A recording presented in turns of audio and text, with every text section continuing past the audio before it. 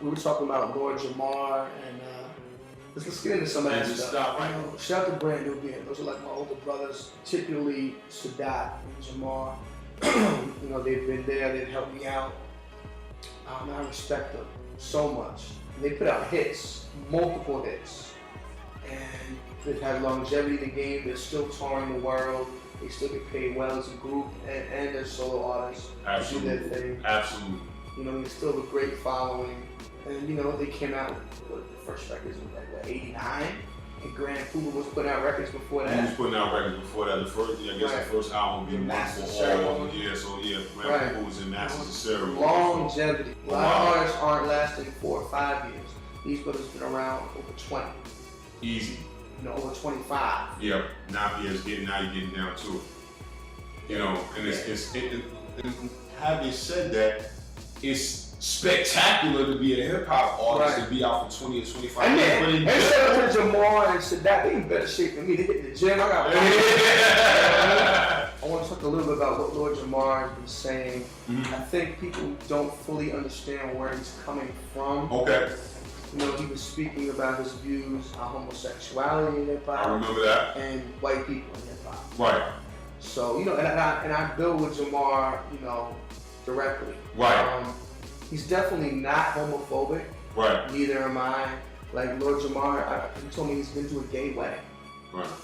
He just feels that, you know, I think it's more so effeminate and weakness shouldn't be a part of it. Right. There's a couple people in hip hop who I'm very cool with who are gay. Right. And some of them are like self-proclaimed homo thugs who cut your face. And all of that. Like, wow. Gooned out. Right, but they don't know the side. But you know, that's what they want. But you know, it is what it is. It is what it is. I mean, I feel Lord Jamar is more talking about the effeminization of hip hop and the effeminization of the youth and black men as well. The whole thing with white people and hip hop. Right. You know, I'm white. Right. Born and raised in Flatbush, Brooklyn. Right. Hip hop was started by black people, Latino people they kind of got involved early, but really it was started by black people. And I feel as if we're going to be a part of this culture known as hip hop, you have to understand American history, you have to understand black history, you have to understand the oppression and the racial politics of the last 400 or 500 years. Yeah. I hate being around like a white kid that doesn't know shit about hip hop.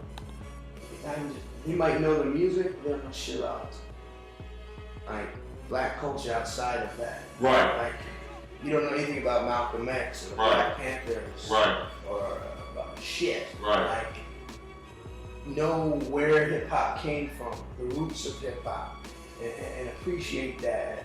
Like I feel like if you love hip hop, you have to also love black people.